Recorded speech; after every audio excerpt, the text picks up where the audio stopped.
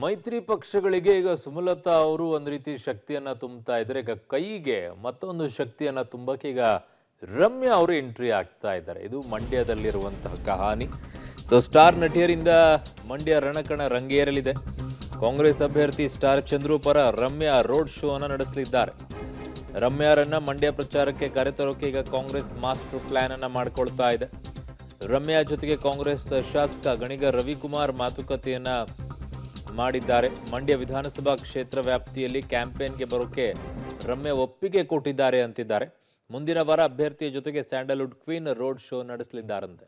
ನನ್ನ ಸಹೋದ್ಯೋಗಿ ರೋಹಿತ್ ದೇವರಹಳ್ಳಿ ಈಗ ನನ್ನೊಂದಿಗೆ ಸಂಪರ್ಕಕ್ಕೆ ಸಿಗ್ತಾ ಇದ್ದಾರೆ. ರೋಹಿತ್, 6 ತಿಂಗಳು MP ಆಗಿದ್ರು, ನೆಕ್ಸ್ಟ್ ಚುನಾವಣೆಯಲ್ಲಿ ಸೋತ್ರು, ಆಮೇಲೆ ಮಂಡ್ಯ ಕಡೆಗೆ ತಲೆ ಹಾಕ್ಲಿಲ್ಲ. ಈಗ ರಮ್ಯಾ ಅವರನ್ನ ಮತ್ತೆ ಕರ್ಕೊಂಡು ಬಂದು ಅದೇ ಮಂಡ್ಯದಲ್ಲಿನೇ ಪ್ರಚಾರಕ್ಕೆ ಕಾಂಗ್ರೆಸ್ನವರು ಬಳಕೆ ಮಾಡ್ಕೊಳ್ತಾ ಇದ್ದಾರೆ. ಒಟ್ನಲ್ಲಿ ಫಿಲ್ಮ್ ಆಕ್ಟರ್ಸ್ಗಳು ಬರದೇ ಇದ್ರೆ ಮಂಡ್ಯ ಚುನಾವಣೆನೇ ಮುಗಿಯಲ್ಲ ಅನ್ಸುತ್ತೆ. ಕೆಲವೊಂದ್ ಕಡೆ ಹಂಗೆ ಕಾಣ್ತಾ ಇದ್ದಾರೆ ಅಣ್ಣ. ಯಾಕಂತಂದ್ರೆ ರಮ್ಯಾ ಅವರು ಪ್ರತಿ ಚುನಾವಣೆ ಬಂದ ಸಂದರ್ಭದಲ್ಲಿ ರಮ್ಯಾ ಹೆಸರು ಮುನ್ನೆಲೆಗೆ ಬರ್ತಾ ಇರುತ್ತೆ. ಅಂದ್ರೆ ಚುನಾವಣೆ ಅಭ್ಯರ್ಥಿ ಅನೌನ್ಸ್ ಆಗೋಕ್ಕೆ ಮುಂಚೆ ರಮ್ಯಾ ಅವರೇ ಚುನಾವಣೆ ಬಂದು ನಿಲ್ತಾರೆ ಅನ್ನೋ ರೀತಿಯಾಗಿ ಮಾತುಕತೆಗಳಾಗ್ತಾ ಇರ್ತದೆ.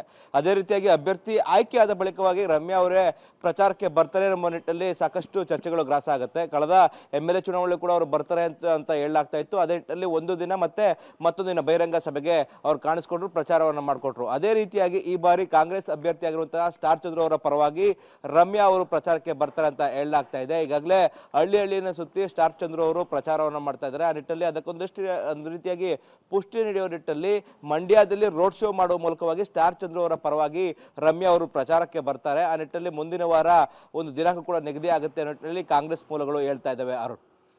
ಓಕೆ ರೋಹಿತ್, ನಿಮ್ಮೆಲ್ಲ ಮಾಹಿತಿಗೆ ಧನ್ಯವಾದಗಳು.